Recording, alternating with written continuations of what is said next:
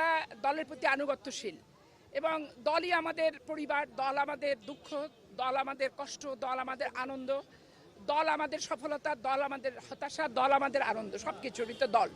এখন পার্টির চেয়ারপারসন যে কথাটি বলেছেন যে এইখানে সবাই আপনাদের সম্পর্কে জানে এবং আপনারা অনেকেই এনাদের সামনেই বড় হয়েছেন, অতীত বর্তমান ভবিষ্যৎ।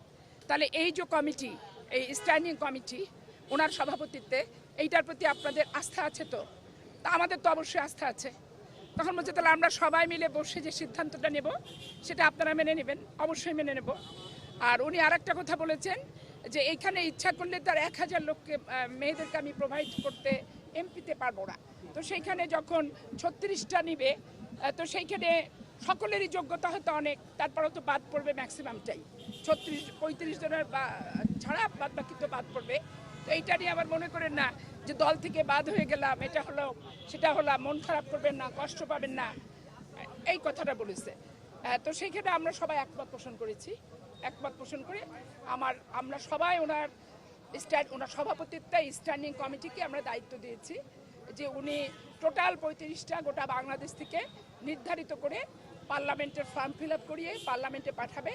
যাকেই পাঠাকুনি আমরা ধরে নেব নারী সমাজের প্রতিনিধিত্ব তারা করছে এবং পার্লামেন্টের এই যে চুলকানি একটা বিরোধী দল, তাদেরকে মোকাবেলা করা যাতে সম্ভবপর হয় ছেলেদের পাশাপাশি নারী এমপিদের, এই আমার প্রত্যাশা এটাই থাকবে।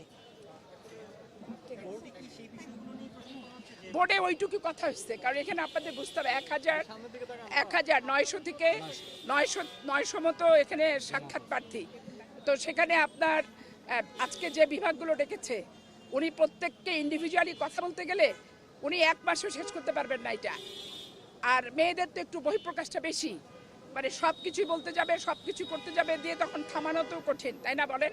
তা আমরা তো একটা বৃত্ত দল হচ্ছে, আমরা একটা সংগঠন, একটা শৃঙ্খলা, একটা অনুভূতি। তো সেই একটা ডাকেই তো আমরা সবসময় ছুটে আসছি।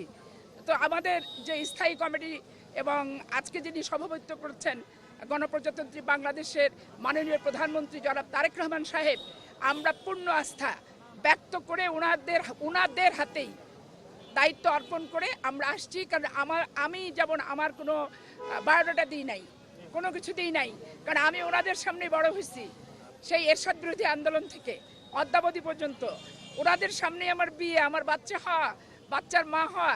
তাহলে এখানে আমার বায়োডাটা তো ওনাদের স্মৃতি, ওনাদের মেমোরি, ওনাদের চোখ, এটাই হচ্ছে বায়োডাটা।